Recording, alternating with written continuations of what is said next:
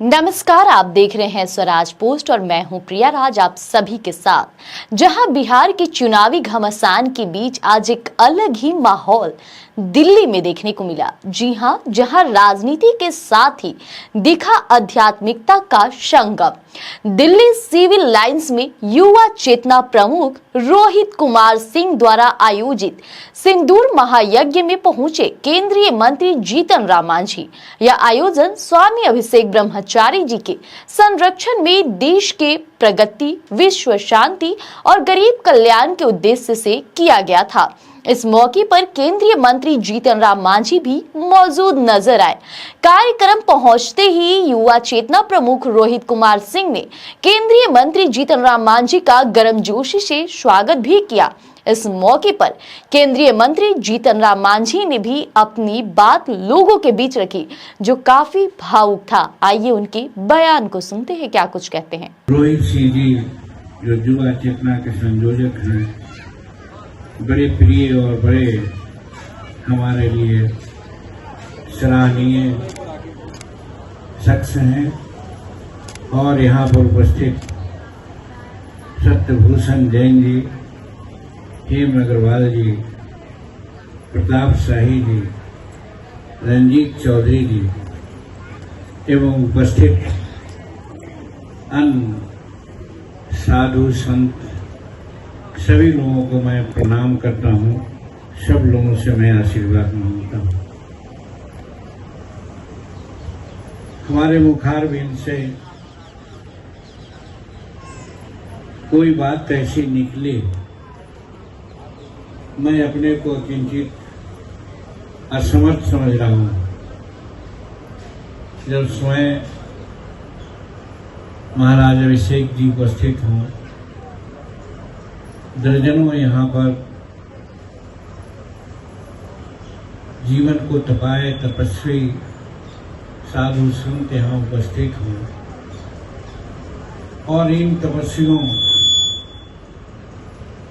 के अमृत वचन सुनने के लिए हमारे बच्चे, हमारी माताएं, बहनें और अन्य संत समाज के लोग उपस्थित हों, वहाँ पर हमारे ऐसे लोग कुछ बात करें, हमारे समझ में बात नहीं आ रही है। लेकिन जिस सम्मेलन सभा और संत समागम में जाता हूँ तो ये प्रभु की कृपा ही है, जबकि हम ऐसे कर्महीन आदमी हैं कि भगवान के अस्तित्व में विश्वास करते हैं, उनके चरित्र में विश्वास करके उसका अनुपालन करते हैं, लेकिन इस अधम शरीर से कभी पूजा पाठ या आराधना नहीं हो पाती है। लेकिन ठीक ही कहा हमारे रोहित जी ने कि मैं जिस घर में जन्मा हूं, हमको विश्वास नहीं होता था कि हम यहाँ पर आवें, और अधम कुल में जन्मने के बाद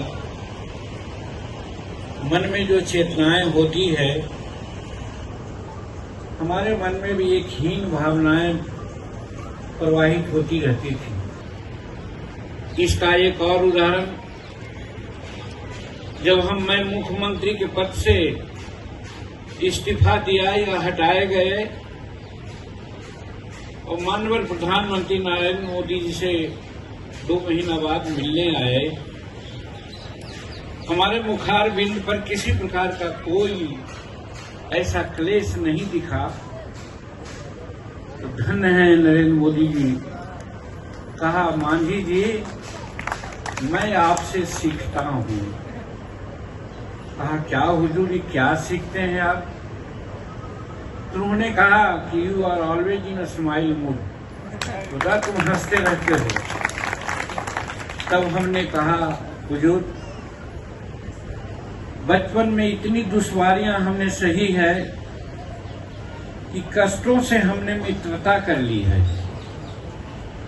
और जब कष्ट आता है तो मैं हंसता हूं और उससे झगड़ता हूं और कहता हूं कि यार तुम आए हो तो मेरे साथ रहो, साथ दो।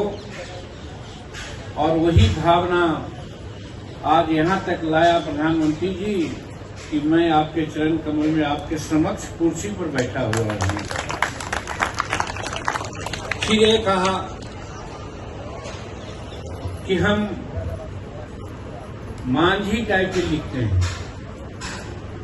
बड़े बड़े जहाज समुद्र में चलते हैं, कभी कभी डूबो जाते ही हो, लेकिन एक डेंगी पर मांझी ऊपर नीचे होते हुए घूमते रहता है, उसको कोई डर नहीं रहता है। इसी प्रकार से इस जीवन रूपी महासागर में मैं उब डूब करके चलते रहता हूँ। यही कारण है कि मेरे मुखारबिन पर हंसी रहती है। ये हमने प्रधानमंत्री नरेंद्र मोदी जी को कहा और सही है।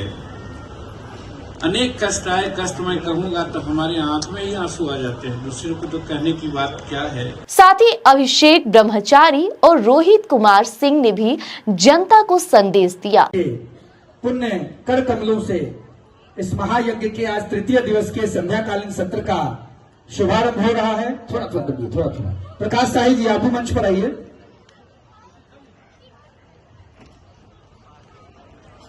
कूलर बंद करवाइए। उमेश भैया और जाएंगे।